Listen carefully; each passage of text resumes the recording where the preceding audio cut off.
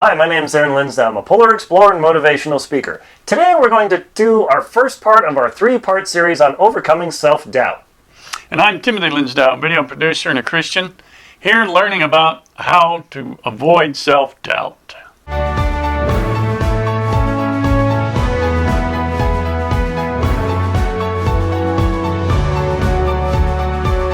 Today's video is going to be the first part of our self-doubt series on tips and tricks on how to overcome self-doubt. That's right. Please like and comment on the video and subscribe to our channels.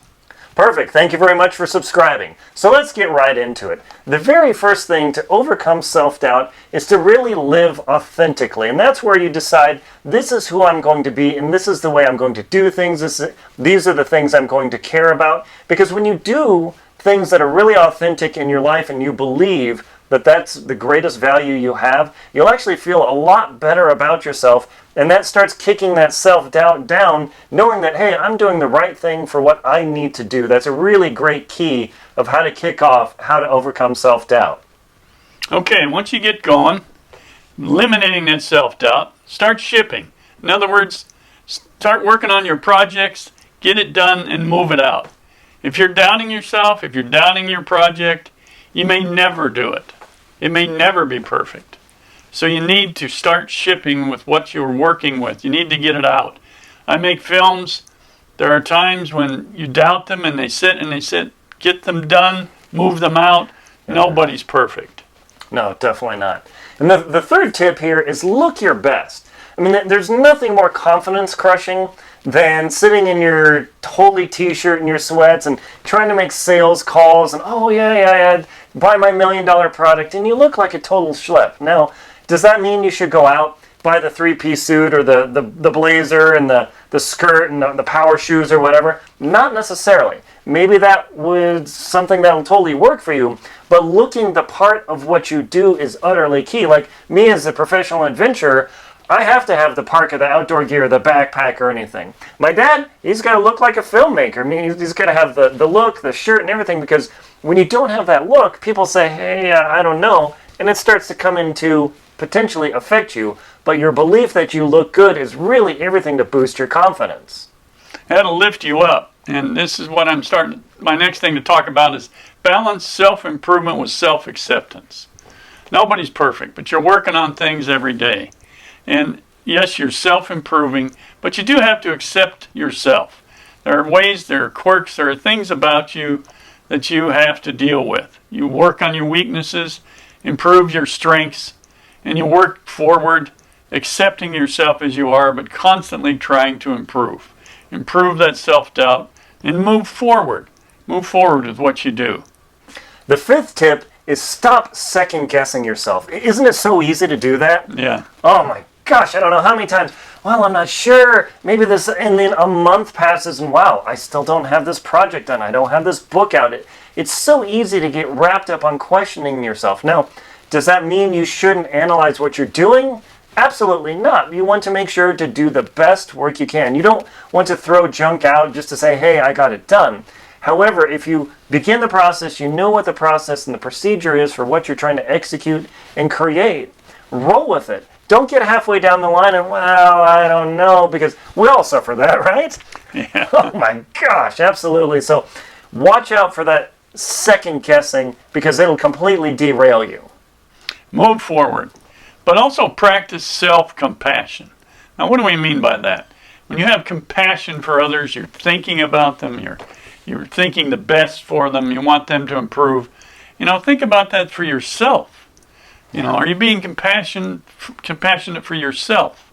Improving, learning, understanding that you make mistakes, but you constantly work on them, to work to improve, to help yourself, to help others.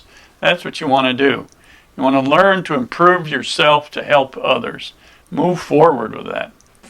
The next tip is work from the outside in. Now that's actually a little bit of a different perspective, and I remember when I first started thinking about that is, what do you mean outside in? So your perspective inside is just what you've got in you and you're just carrying that. When you're starting to think, oh, what other people perceiving me as, that's where you just get derailed. But if you can look at yourself from the outside and do the, if I were my own friend, what advice would I give myself? Man, because people are loaded with advice, huh? Everybody wants to tell you how to do your job. Now, if you have the ability to stand outside yourself and say, self, Aaron, does this actually make sense? Yes. Is it safe? Will I get injured? Will I harm other people?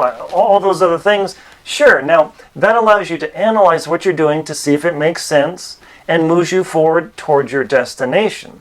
But if you only stay inside of yourself and churn and stew, it'll really eat you alive. So you have to be you outside you, but not necessarily constantly looking for validation from other people. And we'll talk about that in our next 2 videos about, hey, what about this whole validation thing? So thinking about yourself and how you feel from your inside, your feelings are never wrong.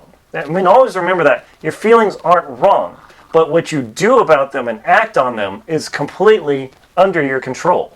Replace have to versus I get to. Now think about that. When you have a project you're working on and it's just wearing you down, I got to get this. Start thinking about I get to do things. That you have freedom and abilities to do things, to get out there and make things happen. Make it a joy. Rejoice that you can do these things, that you're up and around, you have ideas, you can help others, you can help yourself. You get to do these things, enjoy them, make something out of them, make life fun. Yeah, absolutely. I mean, like I go running. In fact, I haven't even done my running today. And if you say, oh, I have to go running, wow, that sounds like I have to do my homework. How did we treat that? Right? Exactly. Yeah, I mean, you develop this terribly negative attitude about things. So believing the I have to versus I get to, like, hey, I get to go running. I live in a country where I've got enough food and energy and safety and roads and parks and all these things. It's super great. But that leads me into my next point of don't talk about your plans to other people. Now, this goes completely contrary to the standard advice of, hey, find accountability for your projects. Because when you find accountability for your projects and what you're doing in a mastermind group or something like that, it forces you to do your homework, if you will. I mean, it's easy to skip that. But when you tell your plans to other people, the people in your world may very likely tell you, that's a bad idea. Oh, don't do that because you're at risk. You might get hurt. I had that happen in my Antarctic expedition. I told people, and almost everybody in my circle said, ooh, that's a bad idea. You're going to get killed. That's a lot of money. And it really started to emotionally derail me. So be careful about talking about your plans because it could totally wipe you out. Yeah, make sure that feedback from others is positive and supportive and to your benefit of your effort. That's important. Yeah, absolutely. Now, get your facts straight. Be sure it is what you're saying it is. That is important. Because if you lie, you're guessing, you're going to shut people off. Get to the point. Be serious about it. You don't have to guess at these things. Learn what you need to learn. Do what you need to do. And that gets back to some of these other things. You get to do these things. Enjoy them. I was thinking about that part about the homework. When you get older, you've been out of school a long time, and you go like, you know what? If I'd have studied more, I'd have really enjoyed that, and I could be a lot better at what I do now. So think about that. You know, you get to do what you want to do. You got to get to it and get your facts straight. Yeah, absolutely. So thank you very much for watching our 3-part series on overcoming self-defeating thoughts and self-doubt. Please like, comment, and subscribe on this video, and check out that little subscription, and leave us a comment and let us know how we're doing, and also let us know, hey, could you do a video on XYZ? Absolutely. Yes. Yeah, I mean, that helps us on our channel. And also, please support us on Venmo, PayPal, and Patreon. Thank you very much for watching. That's terrific. Now get out there and make it a great day.